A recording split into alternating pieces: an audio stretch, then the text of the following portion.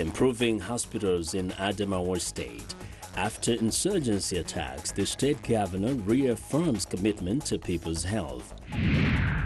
At a time when they most need stability, internally displaced children face multiple dangers. What's the psychological impact? Thousands of undocumented immigrants are in limbo following the U.S. Attorney General's announcement to end the Deferred Action for Childhood Arrivals program. Africa 54 starts right now. Hello everyone, and thank you for tuning into the show that goes around the continent to bring you stories from near and far. I'm Chamberlain Uso at Channels Television here in Lagos, and I'm joined by my colleague at the Voice of America in Washington. Well, thanks a lot. I'm Vincent McCory at our global headquarters in Washington, D.C.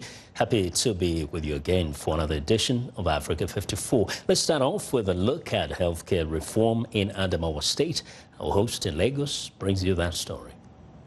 Oh yes, the Adamawa State government is seeking improved healthcare in the state through a speedy reconstruction of infrastructure destroyed during insurgency attacks.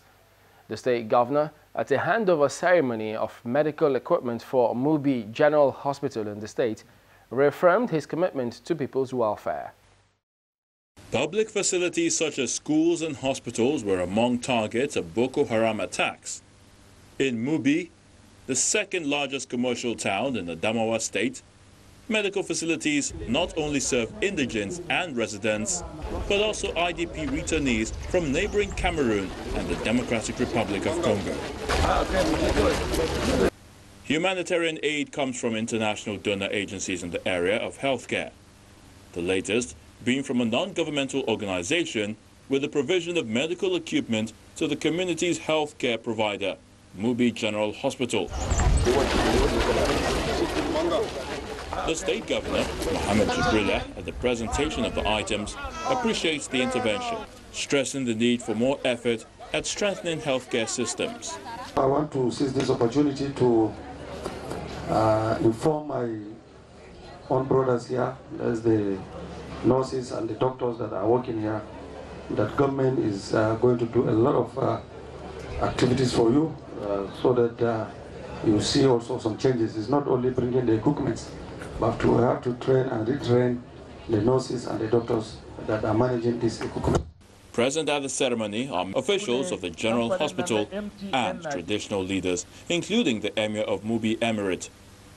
The State Commissioner for Health lauds the contributions of NGOs, citing the effect it will have on the health sector. These organizations have helped us a great deal in having to curb outbreaks or pandemics that would have resulted if there was no health service available. The state government and health officials say that the donation of emergency ward medical equipment and other items to Mubi General Hospital will better equip the facility to provide everyday healthcare services to the community and end referrals of emergency cases to the Federal Medical Center in Yola and in Gombe states.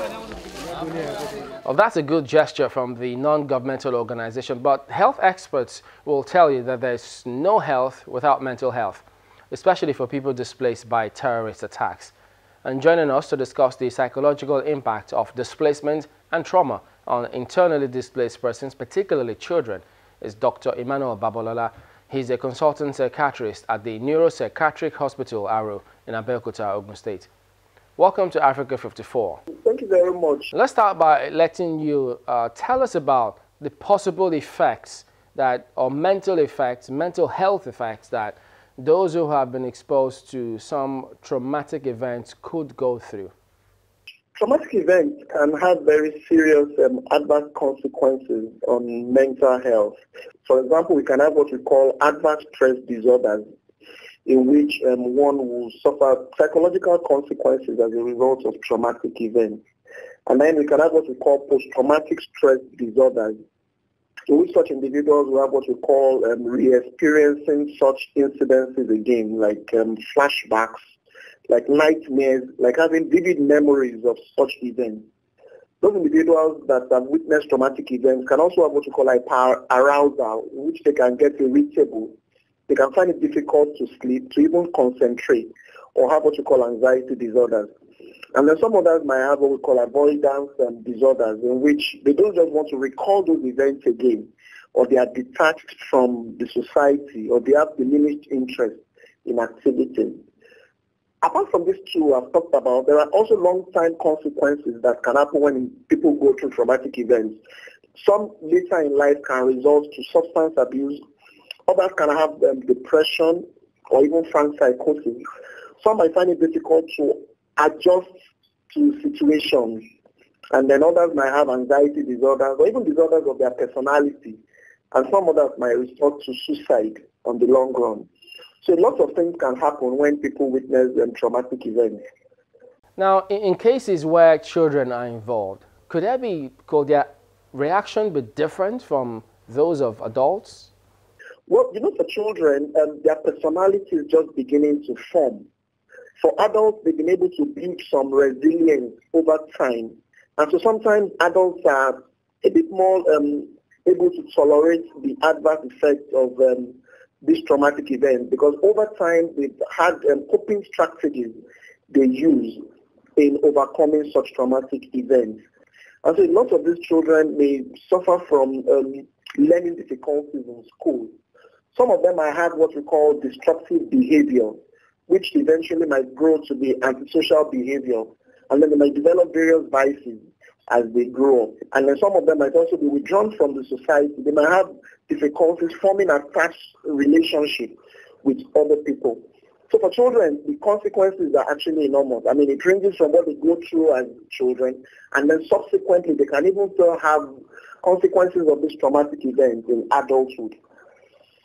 How can such symptoms be identified among internally displaced children who have witnessed frightening situations, especially for those of them who are still in the IDP camps?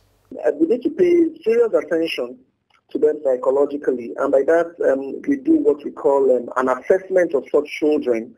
We need psychiatrists and psychologists to assess such children and then to do what we call psychological first aid. Usually we start from assessing those children, and that needs an expert to do. After assessing them, we provide them with first aid, and then we provide more detailed treatment, and we also use medication if there is need to do so. What sort of treatment would you recommend for such children to avoid negative consequences on their development and social competence? If they suffer from what we call post-traumatic stress disorder, we do what we call a trauma-focused psychological intervention. This psychological intervention is directly related to what that individual has gone through, that such children have gone through, and then we use that to treat them. In such psychological intervention, we might need to provide education, we might need to also help with stress management, and then we might need to help such children to confront their fears about those distressing situations. So for those children, we also assess them to see if they've developed depressive disorders, and we treat with what drugs we call antidepressants.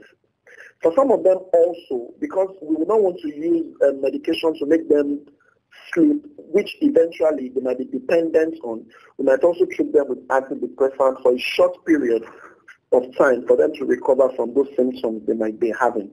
So medication has a place in treating such children as well. Dr. Emmanuel Babalola, thank you for joining us today on Africa 54. Thank you very much.